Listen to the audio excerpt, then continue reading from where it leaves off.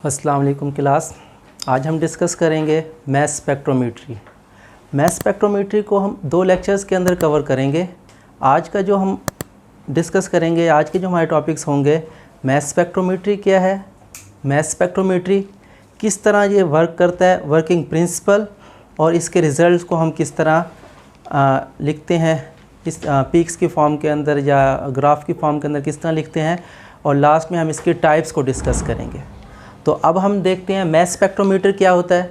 मास spectrometry क्या है? It is an analytical techniques है। एनालिटिकल टेक्निक्स ऐसी टेक्निक्स जो हम किसी भी कंपाउंड को आइडेंटिफिकेशन के लिए, उसके स्ट्रक्चर को फाइंड करने के लिए, मॉलिक्यूलर मास वगैरह फाइंड करने के लिए जो टेक्निक्स यूज़ करते हैं, उनमें से एक टेक्निक्स है मास स्पेक्ट्रोमेट्री। क्या होता है? It is use to measure the exact masses, किसके masses of an isotopes, different isotopes of an elements, किसी भी एलिमेंट के जितने भी आइसोटोप्स हैं उसके एग्जैक्ट मॉलिक्यूलर मास को हम जो फाइंड करते हैं, मैसेज को जो फाइंड करते हैं, वो किसमें फाइंड करते हैं? मास स्पेक्ट्रोमेट्री के अंदर हम फाइंड करते हैं। इसके अलावा सिर्फ हम आइसोटोप्स के ही हम मैसेज को फाइंड नहीं कर सकते, किसी भी कंपाउंड के, ऑर्गेनिक कंपाउंड्स होते हैं उसके मैसेज भी हम फाइंड कर सकते हैं, कंपाउंड्स वगैरह के या मॉलिक्यूल्स के, और कुछ या जैसे स्पोर्टिव टेक्निक्स होते हैं, इसी तरह ये स्ट्रक्चर इलूसिडेशन के अंदर एक स्पोर्टिव टेक्निक हो सकती है। एग्जैक्ट स्ट्रक्चर हम फाइंड नहीं कर सकते हैं, लेकिन कुछ हिंट से ले सकते हैं मास स्पेक्ट्रोमेट्री की मदद से। तो ये था मास स्पेक्ट्रोमेट्री कि मास स्पेक्ट्रोमेट्री क्या है? It is an instrument which is use to measure the exact message of an isotope of an elements के अंदर। अब हम प्रिंसिपल को डिस्कस करते हैं।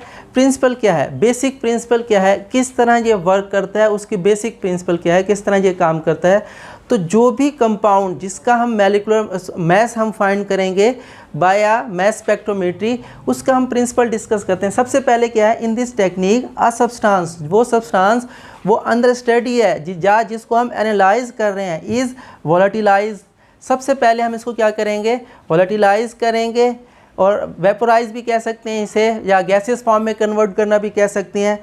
गैसियस फॉर्म में कन्वर्ट करने के लिए या वेपोराइज करने के बाद जो हमारे पास नेक्स्ट स्टेप है वो है आयोनाइजेशन। क्या करेंगे? हम उसे आयोनाइज करेंगे। आयोनाइज किसे करेंगे? आयोनाइज करेंगे हम बीम ऑफ इलेक्ट्रॉन्स को। जैसे डिफरेंट मेथड होते हैं आयोनाइजेशन के लिए, लेकिन यहाँ पर हम डिस्कस करें सिर्फ एक बेसिक की तरफ कि हम आयोनाइज करेंगे, high energy beam of electron strike करेंगे किसके ऊपर? उस गैसेज एटम के अंदर, नेक्स्ट चैम्बर के अंदर। फिर जब आयोनाइजेशन के नतीजे में जब आयोनाइज हो जाएगा मॉलिक्यूल्स या कंपाउंड जिसको हम स्टडी कर रहे हैं, ऑब्टेन्ड आयोनाइज होने के बाद कौन सा आयन बनेगा? वो पॉजिटिव आयन बनेगा। कौन सा? पॉजिटिव आयन बनेगा। पॉजिटिव आयन को हम कैटायन भी कहते हैं। क्या बनेगा? पॉजिटिव आयन बनेगा या कैटायन बनेगा। अब जो पॉजिटिव आयन या कैटायन हमारे पास ऑब्टेन होगा आफ्टर आयोनाइजेशन, देन सेपरेटेड, उसको हम सेपरेट करेंगे। जो आयंस, जितने भी आयंस हमारे पास बनेंगे, क्योंकि सब के सब आयन एक तरह के नहीं बनेंगे, कुछ बिगर साइज़ के बनेंगे, कुछ स्मॉलर साइज़ के बनेंगे। अब उस साइज़ को हम सेपरेट करेंगे कि किस तरह हम सेपरेट करेंगे आयंस को? On the basis of their mass to charge ratio के ऊपर, m/e के अकॉर्डिंगली हमारे पास रेशो से हम इसको सेपरेट करेंगे। कहाँ पर सेपरेट करेंगे? एनालाइजर चैम्बर्स के अंदर। और फिर इसको जो सेपरेट करने के बाद कलेक्टर पे हम कलेक्ट करने के बाद लास्ट में हम क्या करेंगे? जो हमारे पास रिजल्ट्स आएंगे इसको हम ऑब्टेन करेंगे in the form of peaks के अंदर। प्रिंसिपल क्या है? सबसे पहले आयोनाइज करेंगे, कि वोलेटिलाइज करेंगे, आयोनाइज करेंगे, सेपरेट करेंगे, एक्सेलरेट करेंगे और रिकॉर्डिंग की तरफ जाएंगे। तो m/v पीक्स की फॉर्म के अंदर हम करेंगे। अब इसका जो हम पीक्स की फॉर्म में जो हमारे पास रिज़ल्ट आएगा, तो हम उसको ग्राफ की फॉर्म के अंदर लेंगे। ग्राफ के अंदर अलोंग हमारे पास एक्स एक्सिस हम क्या लेंगे? एक्स एक्सिस के अलोंग हमारे पास है मास टू चार्ज m/v, और वाई ऑर्डिनेट या वाई एक्सिस के अलोंग हमारे पास क्या है? रिलेटिव अबंडेंस या नेचुरल अबंडेंस ऑफ आइसोटोप्स, कि वो जो आइसोटोप जिसको हम फाइंड करें उसकी नेचुरली अबंडेंस क्या है। वाई एक्सिस के अलोंग, एक्स एक्सिस के अलोंग हमारे पास क्या होगा? m/v। जब हम पीक्स हमारे पास फॉर्म के अंदर आएंगे, अगर इसको हम आइडेंटिफाई देखेंगे, जो एक्स एक्सिस के अलॉन्ग वो कंपोनेंट्स हम लेते हैं जो डिपेंडेंट हो और इनडिपेंडेंट हो, यानी कि relative abundance mass to charge ratio पे डिपेंड कर रही है, इसलिए हम इसको एक्स एक्सिस पे लेंगे। वाई एक्सिस पे हम वो कंपोनेंट लेते हैं ग्राफ के अंदर जब करेंगे जो दूसरे पे डिपेंड कर रहा हो। अब रिलेटिव अबंडेंस डिपेंड कर रही है मास ओवर चार्ज के ऊपर, इसे वाई एक्सिस पे लेंगे। मास ओवर चार्ज रेशो डिपेंड नहीं कर रही है रिलेटिव अबंडेंस पर, इसलिए हम एक्स एक्सिस के ऊपर वो कंपोनेंट लेंगे जो डिपेंडेंट ना हो, इंडिपेंडेंट वेरिएबल्स लेंगे। अब इस एग्जांपल्स के तौर पे एक हमारे पास ग्राफ हम लिए है।